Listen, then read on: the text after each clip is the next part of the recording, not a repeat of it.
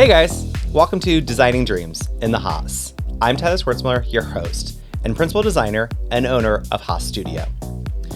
On this podcast, we'll be introducing you to designers, sales reps, landscapers, architects, and other people in the kitchen bathroom industry to get their intake on what's going on right now in the industry and just to find out more about them and what they do. So today I'm here with Dan. Thanks for coming in, Dan. Thanks for having me. I appreciate it. Yeah, absolutely. So I always like to start out this talking about how you got in the industry and what kind of got you started. Yeah, probably 10 years ago, so 2014, 2015-ish, I was looking to make a industry change. I was still in sales, had been for a really long time, and was looking to just get into a different industry, something that was a little more stable for my betterment. Yeah. And talked to some friends of mine who were in the remodeling, construction, supplying industry. Yeah. And they had an opening at one of the local lumber yards here on the sales counter. So me not being in this industry, and still to this day, 10 years in, I've always said, you don't want me swinging a hammer at your job site. That is very true. Even on demo day, I'll break the wrong thing. So they fortunately brought me on board and then hired me and to learn the industry and all the players and guys like you in the industry. They brought me on board to work the inside sales counter. So learning the product, learning the process, and how guys like you can take some shanty and turn it into some multi-million-dollar estate that looked incredible on the front of a magazine or a website. So it was really interesting to learn all of that process and learn how something like that comes together. Yeah. So you really just started out like they would take you through the lumberyard and you learn the difference between a 2x4 and a 2x6 and pressure treated and all that kind of stuff? Yeah. So all of that, and then more of the pretty stuff is kind of where I started at in the interior millwork and interior doors and things like that, and stair parts and things of that nature. Stair parts are so hard. They are a bear. They are no fun at all. Yeah, it could be a real challenge to kind of figure out that rise and run and what all is needed to make sure that it's pretty, of course, and still safe for Mine's always the handrail, just because there's a algebra formula to figure out how long that actually should be. Yeah. So I always just make it bigger than I probably should. It always costs a little bit more than it should, but it's never too short. That's right. I'd rather and we do the same thing. So now it's really too long. We always added a little, 10% just to make sure we got enough. There. Yeah. And you never know, somebody, of course not with your company. Somebody miscut something. Something like that, a wrong angle or something like that. So we always send a little extra to be safe. Yeah. So you kind of started in the lumber industry and then kind of transitioned from there into some other positions. Yeah, moved around a little bit. Worked for a couple of remodelers here in town. And kind of learned that side of the business, which in the long run has helped me kind of understand guys like you and how you think and how your business actually runs and works. So that I can kind of help provide a little bit of value and value engineering or different angles than other supplier sales reps for sure for being on that side of the business. Yeah, because it is interesting seeing how sometimes reps think of it and how we think of it, because we're always thinking of like, oh, I want it to look like this, but then understanding how it actually functions is very very different. Oh, I want it to do this, and you're like, that's not possible. It actually can't be that. And because of the experience that I've had, it's good for me to be able to say it can't be like that. But here's why. Because creatives such as yourself want the end result to be something pretty and, of course, safe and functional for your end users. But it's also a good opportunity for me as a sales rep to come into the relationship and be able to say, here's why that won't work, but here are some options that would, and here's why, and allow you to still flex your creative muscles. And I think that's always great as a sales rep, always having that, you may not be able to do this, but having a solution. I hate when I get an email back like, no, we can't do that. Yeah. Well, that's not really helpful. My point exactly. Thanks for that. Do you want to maybe lean on that a little bit and say, but I could, do you want to sell me something? I guess at the end of the day, I have a checkbook and I would like to write you a check. Could you tell me how I write you this check? I've done sales for more than 20 years. I'm glad to accept a check as long as we've got a good option. So that's kind of my point exactly. It's nice to be able to provide that value, and it kind of sets me apart from some of the other competition in the market, quite honestly, to be able to come in and say no, but as opposed to just no. You know what I mean? Yeah. So it's interesting, as I was actually listening to this other podcast the other day, and they were talking about sales and AI. I know we hear a lot about AI in terms of design and that kind of stuff, but we have so much knowledge in our brain that other people don't have, and how easy it is to just ask one of these AIs a question and get a response that's pretty accurate. I don't know have you thought of like, oh God, is my career in jeopardy in the next few years because of AI, internet, all these kind of things? Yeah, so I do a lot of, I'm a constant student. It's kind of how I look at things. So I do a lot of research and reading on, the industry and industry adjacent things that could be coming in. Yeah. I'd like to think you would agree that this industry is pretty archaic. Yes.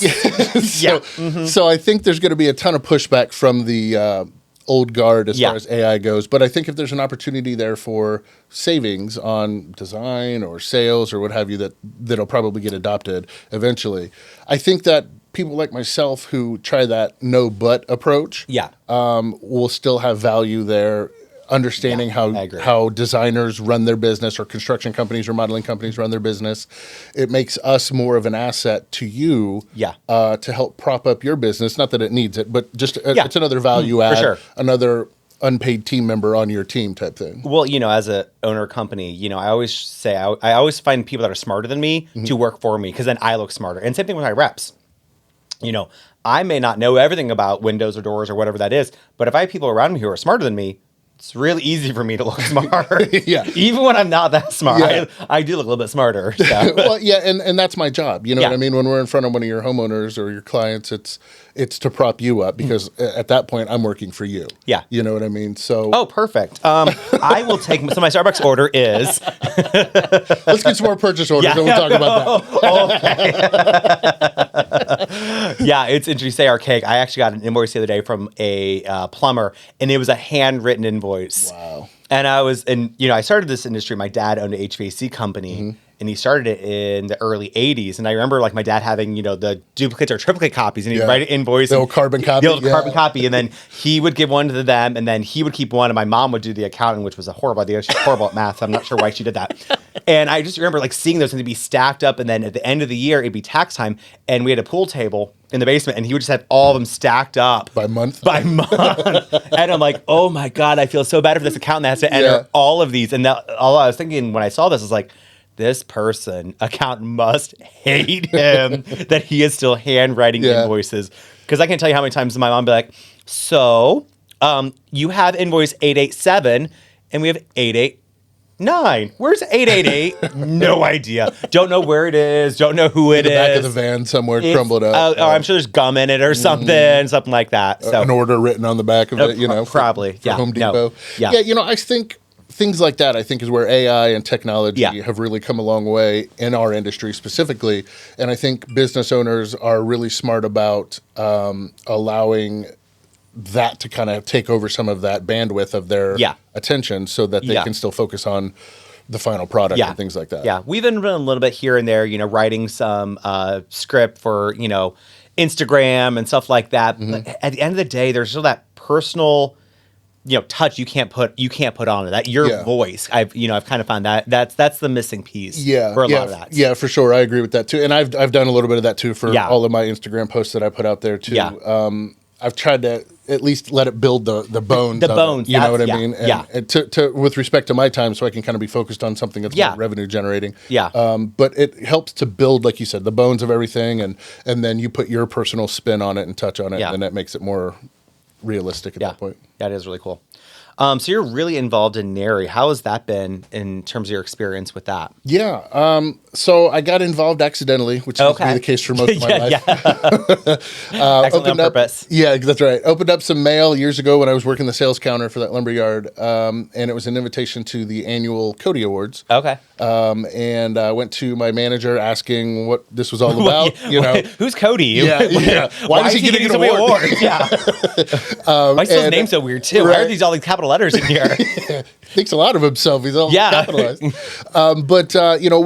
Did some digging, reached out, and got involved. And thanks to some people along the way with NARI, started introducing me to people. And honestly, it's been a huge help for my business. I mean, like I said, I started in the industry not knowing anybody.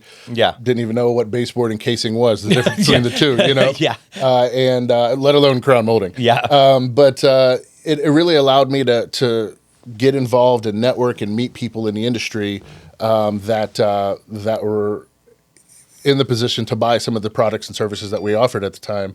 And it's really allowed me to create a career in this industry. Yeah. Yeah, and now I've somehow been voluntold, which is like volunteering, but without the consent. Without the consent, That's right. I haven't signed that form yet. Still waiting on that. But both you and I are on the board, so we get to kind of steer the ship a little bit when they let us. Yeah, I'm still waiting on my paycheck. I heard that's coming soon. It's backed up a few years. Yeah, I think so. That's the volun part of the voluntold. Yeah. Only an hour a month though, so that's that's real. Just 1 hour a month. All I'm dedicating to that. Yeah, not dedicating any other time to that. But it's been good though. I mean, I don't know if you would agree or not, but I feel like it's allowed me to meet people that whether I sell to them or not, there's still good people that are involved in the industry and want to push our industry further and hold our contemporaries and counterparts to the same higher standards and make sure that we're pushing the creatives like you to create better products. Not that your products aren't good now, but to push that level. To raise the bar and hold everybody to a higher standard. Yeah. What I love at least for me anyhow, when I go to these, it doesn't feel like I'm going with my competitors, even though that's a lot of people who are there. Yeah. I think there's enough business in Columbus. We can all have a conversation. And, even if it is somebody, one of my competitors, I can have, so what are you doing with this? Or, who are you working with? How do I get there? So that kind of just equal space where you don't feel like, oh God, I'm worried about them stealing my ideas or stuff like that. I do feel like that's great to have that community kind of in Columbus, because you look at so many other cities that don't have a NARI like we do. I mean, we're one of the largest chapters in the country. Yeah. And it's amazing to have that space. Yeah, it's super interesting. I can't tell you how many times I've seen competitive remodeling agencies come into the meeting and everybody put their swords away and just talk about, hey, I saw you guys were, you guys will pass a competitor in the driveway of a presentation, you know what I mean? And then, you get to the NARI meeting, it's like, hey, I saw you at the Smith job. Did you guys get that? Or did we get that? Or, what did you do differently? And it's interesting to see everybody come together and kind of talk about, that stuff. I mean, they don't get too in the weeds and how the sausage is made, of course. But it's interesting to see everybody kind of put their swords away. And again, just pushing each other to be better and just come up with more creative options. Right. And at the end of the day, no one really loses. I mean, the people who win are the homeowners. They're all getting better designs. I mean, we can sell them more stuff and make it a higher price point as well. But I mean, everybody does win there at the end of the day. And I think it's better for the industry. It's better for all of us. Yeah. And I think NARI as a whole, at least in the Columbus chapter, that everybody would agree with that comment. They want to be pushed to the next level. They want to put out the best product and the best looking projects available within respect to budget, of course. Yeah, of course. Budget. I don't know what that word is. I'm going to have to ask AI what that word budget actually means. It's not in my vocabulary. That's your no that you don't That's like my no. That's my no. I know. Yes. That's right. Yeah. Well, I think it really speaks in terms of like looking at the regional Cody winners we had. We had more regional Cody winners than anybody else in the nation out of Columbus. And then our national winners were insane this year. Yeah. So, I think it's really shown, we're not only pushing each other locally, but then that means regionally and nationally, we're pushing each other even more. Yeah. I was actually fortunate enough to go out to DC this year for the national Codys. The Columbus table, we adopted some of the gals from Dayton, and we definitely made a ruckus every time we won. We didn't go out this year. We went out a few years ago, and we had it live streaming on Zoom, and we could definitely I could hear Monica Miller could hear you directly at that table screaming. I know your voice. She was loud. She was loud and proud. Yeah, as you should be. I tell people it's like our Oscars. Like, it's really the best. So it feels amazing to be even nominated. Like, I feel nominated, but let alone to actually win one is amazing. Yeah, and I don't need to tell you that the amount of time and effort and work and blood and sweat and tears, literally blood, sweat and tears that go into getting a project for local, not to mention regional, and then all the way to nationally recognized. It's a well-deserved win and celebration for those firms that are nominated or that win. And Columbus did do very, very, very well this year. So much so that we were celebrating and chanting so much that somebody from a table behind me came up and asked me to kind of keep it down a little bit. And I said, just do better and you can do whatever you want. We had a similar situation. We were there a few years ago. They were, because it was us and Cleary, and we took over the entire table. And for some reason, they put us in the back.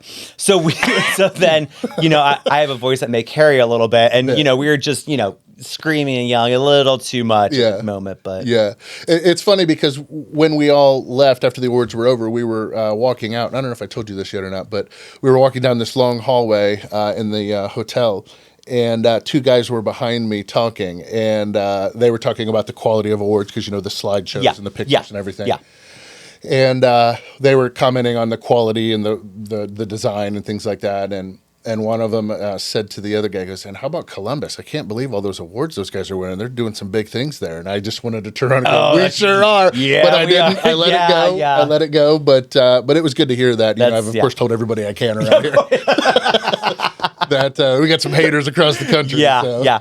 Our my favorite story from we went to Savannah, because it was me, Amy, and Laura, and the people from Buckeye Basements, after they won, they're like, "Hey, meet us over at this place and we'll grab a drink." And it was in Savannah that year, and none of us had been there, so we had a rule: if you're the person leading the travel, so I'm usually the leader, if you make a wrong turn, you have to find the first bar and buy a shot.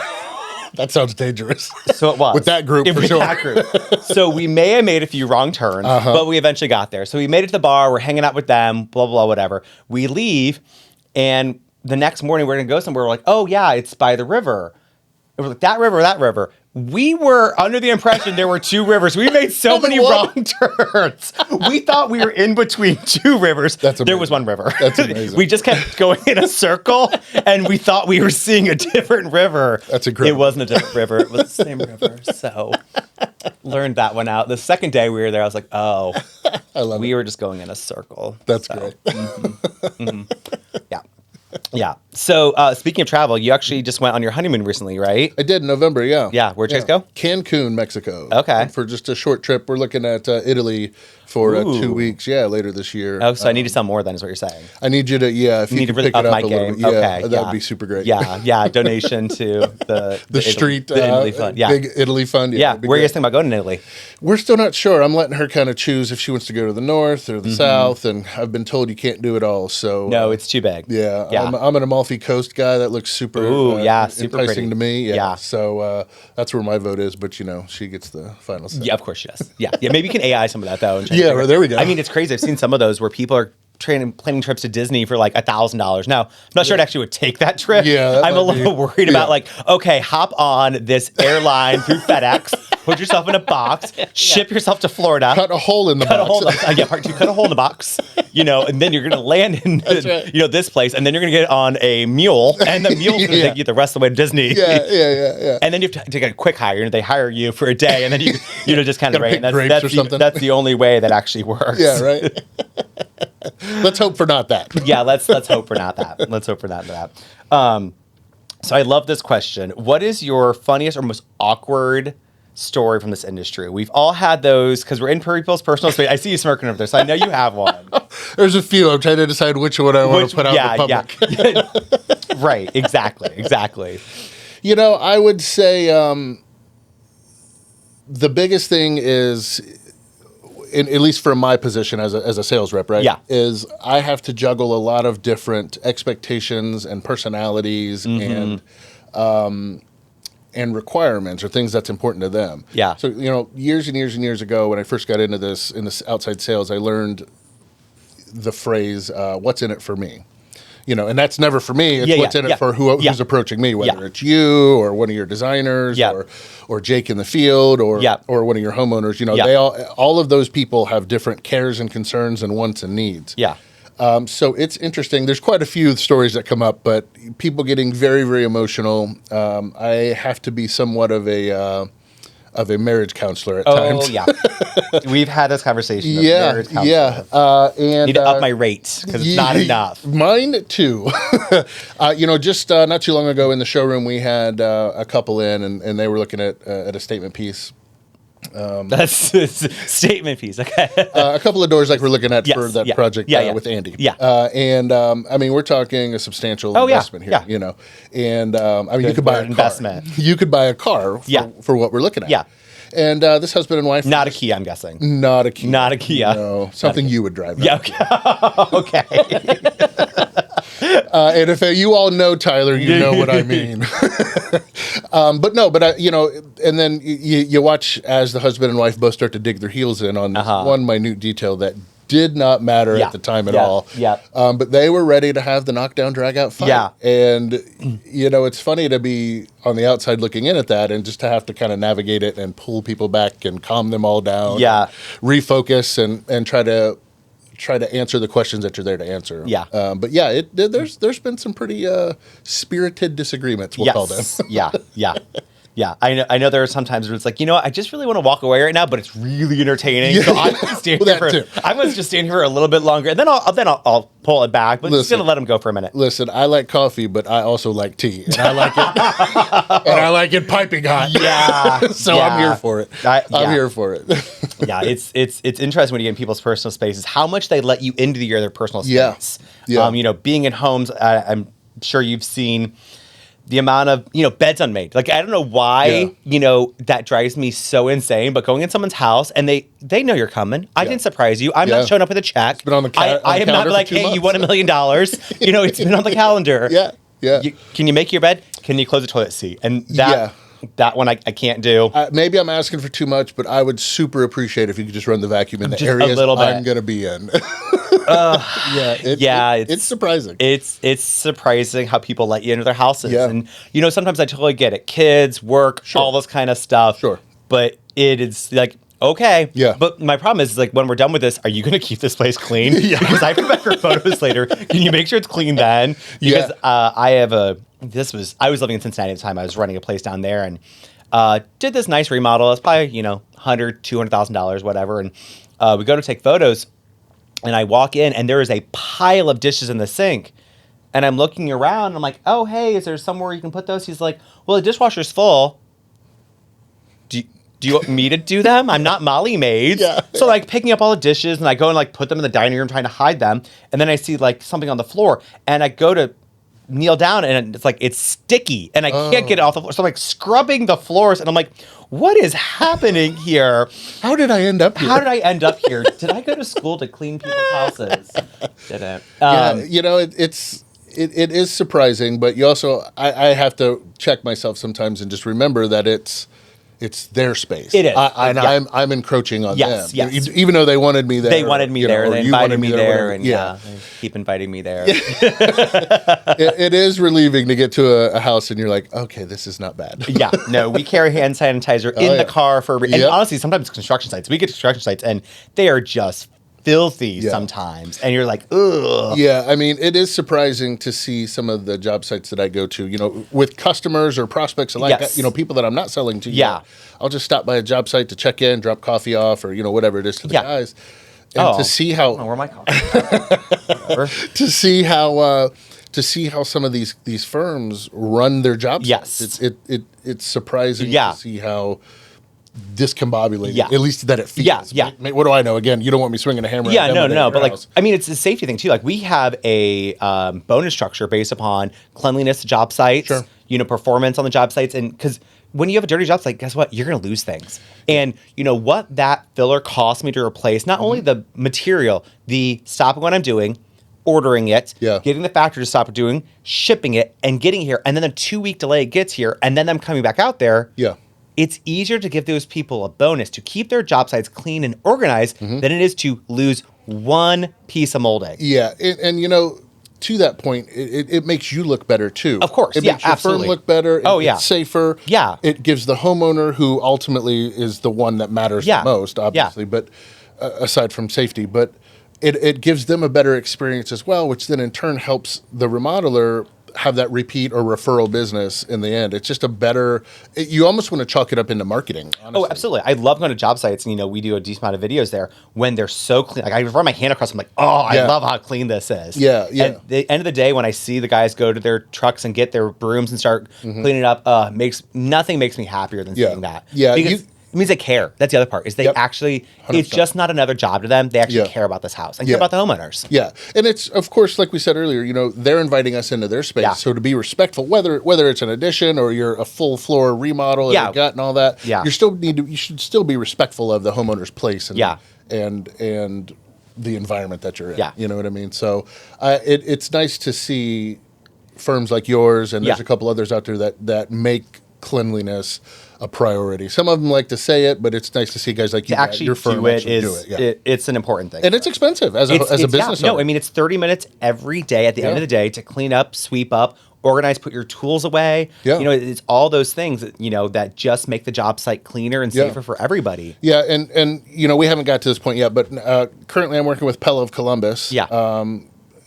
Selling windows and doors and whatnot. But, you know, our installers do the same Statement thing, too. pieces. They have, statement pieces, But, you know, they have the same standards, too, that as they move along through a house when you're doing each opening, you know, there's a level of cleanliness that's required. Yeah. And it's inspected. You know, we have guys on the team that go out and that's all they do are inspect job sites. Middle of job sites. You know, we're not leaving an opening overnight or anything, you know, unexposed or uncovered. But still, I mean, in the middle of a job, you know, I was at a job not too long ago over on Olentangy River Road, where we were replacing a patio door, and this was an original patio door from like the 50s, you know, and it had a lot that needed to come out, you know, and a lot that was just kind of falling apart. Yeah.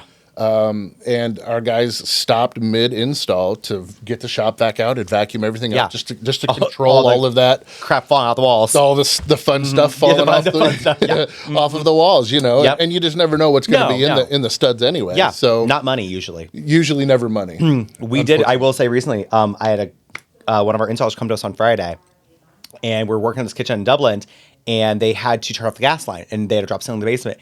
And when he moved the drop ceiling, a wad of cash, $5,000 fell out of the ceiling. Bonus. That's a good bonus. So he called the homeowner right away and said, "Hey, I don't know if you're hiding this, whatever, but I found this." And she's like, "No, honestly, like I just bought this house 6 months ago. This isn't mine." Wow. So she's like, "Go put it up on my nightstand in my dress drawer, and I'll call the previous homeowner."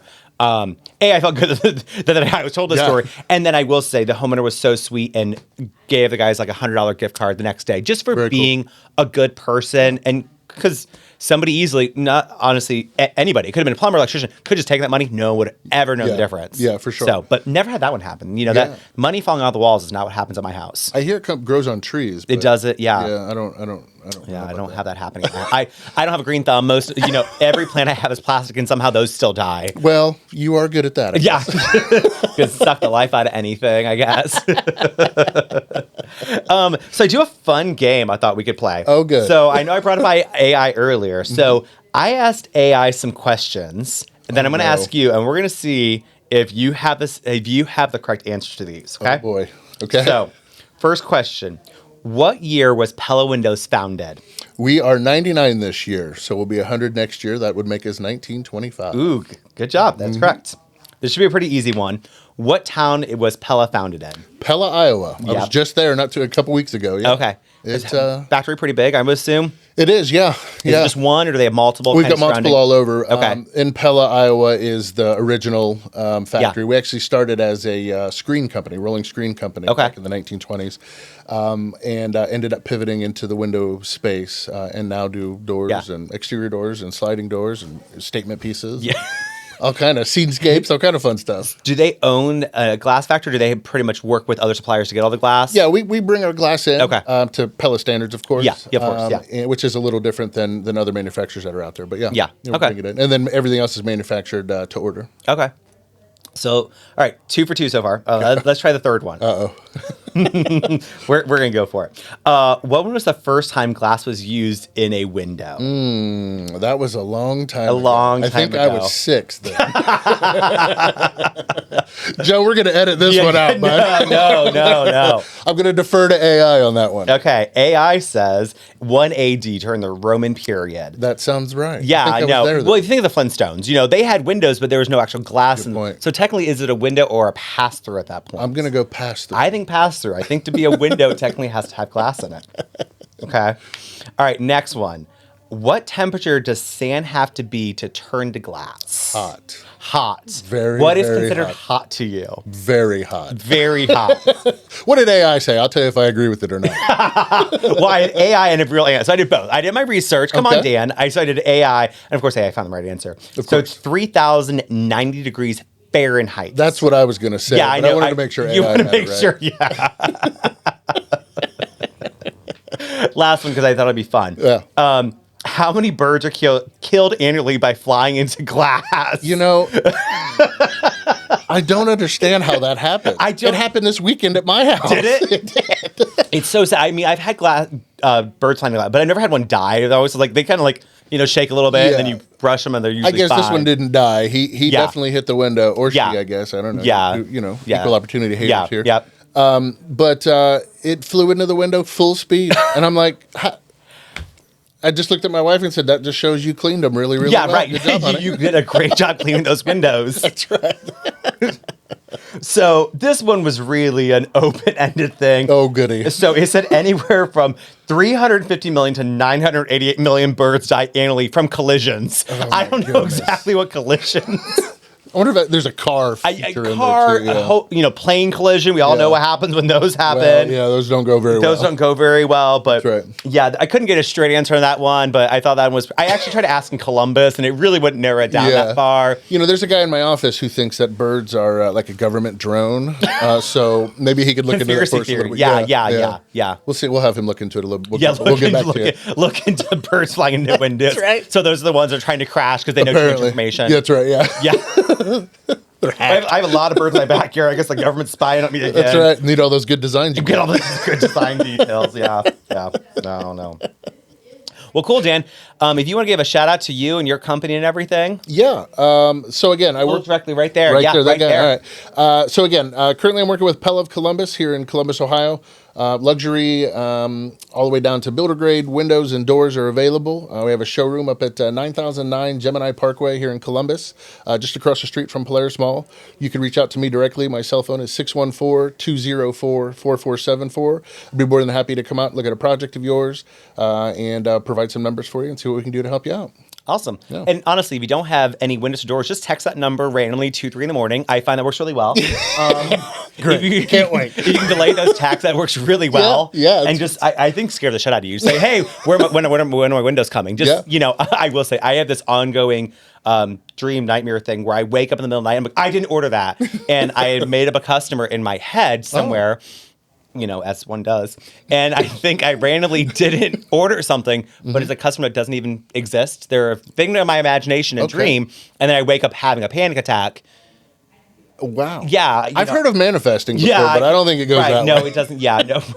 Listen, see, if you partner with the right sales reps, you don't have to worry about that because we're going to worry about it for you. Yeah, there's some things I have to order too. I have things I have to order. Because if not, I'll be sending you email. Did you order this? And it's like, we have no name by the customer. So then I forgot more. Like, no, there's no customer in our name by that system. That might be better than the 2 a.m. text message you're sending me. No, but I'm thinking other people. I think way more fun. You just get random text messages in the middle of the night, just people randomly texting you. That's okay. I've had it before. Yeah. Well, thanks again, Dan. Yeah, appreciate it. Awesome, guys. This has been another episode of Designing Dreams in the Haas. I'm your host, Tyler Swartzmiller. Thanks, guys.